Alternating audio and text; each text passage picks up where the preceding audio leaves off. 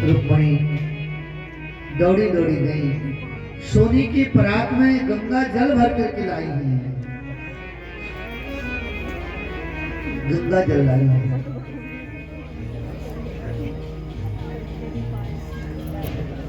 श्री सुदामा जी के चरणों को पकड़ के कृष्ण बैठे हैं। सुदामा जी के चरणों को देखते हैं कृष्ण तो हृदय फट रहा है, रक्त रंजित चरण में कहीं से बीमारियों से रक्त निकल रहा है, कहीं कांटे धसे हैं, कंकड़ धसे हैं।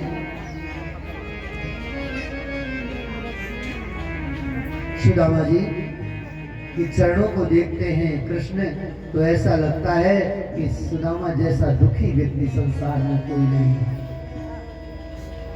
और जब सुदामा जी की मुख की ओर देखते हैं कृष्ण, इतने प्रसन्न दिखते हैं सुदामा जी, तो ऐसा लगता है कि संसार में सुदामा जैसा सुखी व्यक्ति कोई नहीं है।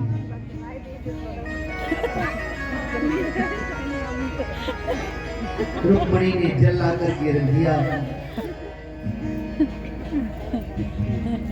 कृष्ण ने उस जल को देखा, वो जल कोई साधारण जल नहीं था,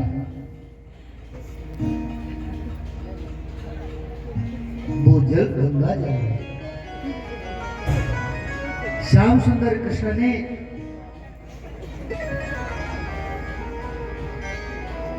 उस जल में दोष देखा। दोष क्या देखा? ये जो गंगा जल है, ये गंगा जल तो मेरे चरणों का जल है। जब भगवान ने त्रिविक्रम रूप धारण किया था बलि को छलने के लिए, एक चरण पाताल लोक से पृथ्वी लोक, दूसरा चरण पृथ्वी लोक से ब्रह्मलोक। जब ब्रह्मलोक में भगवान का चरण गया तो ब्रह्मा जी ने भगवान के चरण को धुल करके कमंडल में रख दिया, और वही भगीरथ की तपस्या से प्रसन्न होकर उस जल को, उस गंगा जल को छोड़ दिया था ब्रह्मलोक से। भगवान शिव की जटाओं से होकर के ये पृथ्वी को पावन करती हुई गंगा जी गई है, वो गंगा जल है।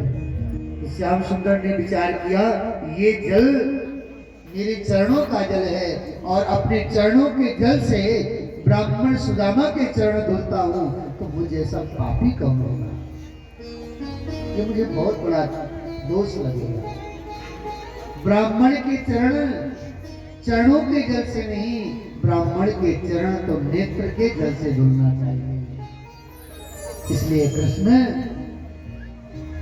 देखी सुदामा की दीन दशा, करुणा करके करुणानिधि रोए, फिर पानी परात को हाथ छुयो, नैनन के जल सो पग धोए। सुदामा जी के चरणों को अपने नेत्र जल से अभिषिंचित किया, प्रक्षालित किया।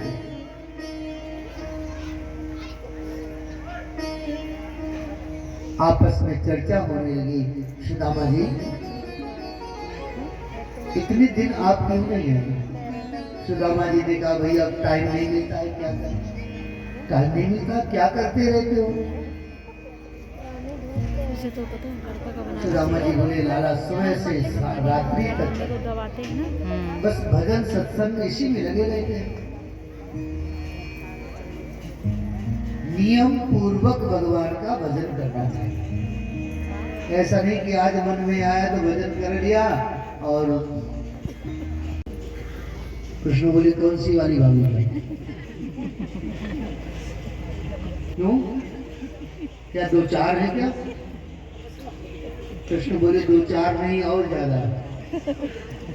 तो क्या 50-100 है क्या? नहीं और ज्यादा। क्या 1000 है क्या? नहीं और ज्यादा। अब तो सुदामा जी बोले, तो तुम ही बताओ कितनी है? कृष्ण बोले, 16,108। और जब इतना कहा तो सुदामा जी तो महाराज कान में उंगली लगा के बैठे।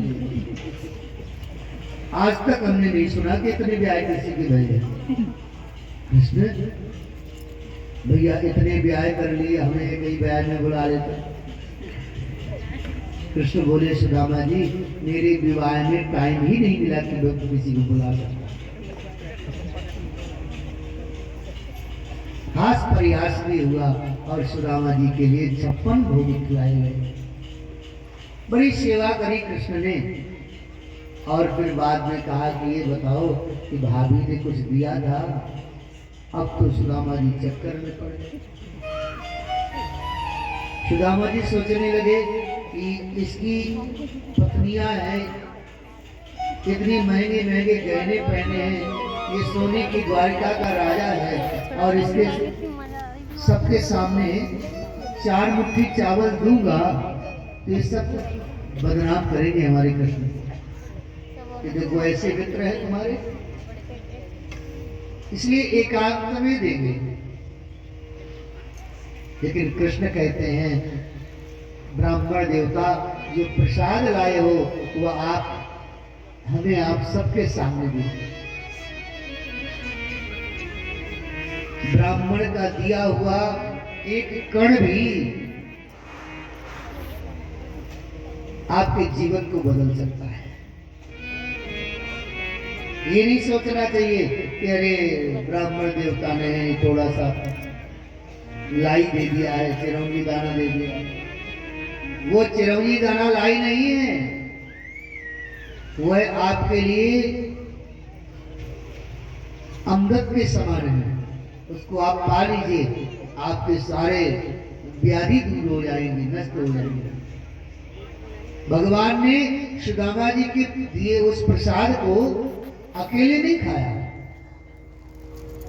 जो सुदामा जी का प्रसाद लिया, चावल की पोटली बगल से खोल निकाली और जैसे खोली वैसे वो पोटली तो बेचारी पुराने कपड़े से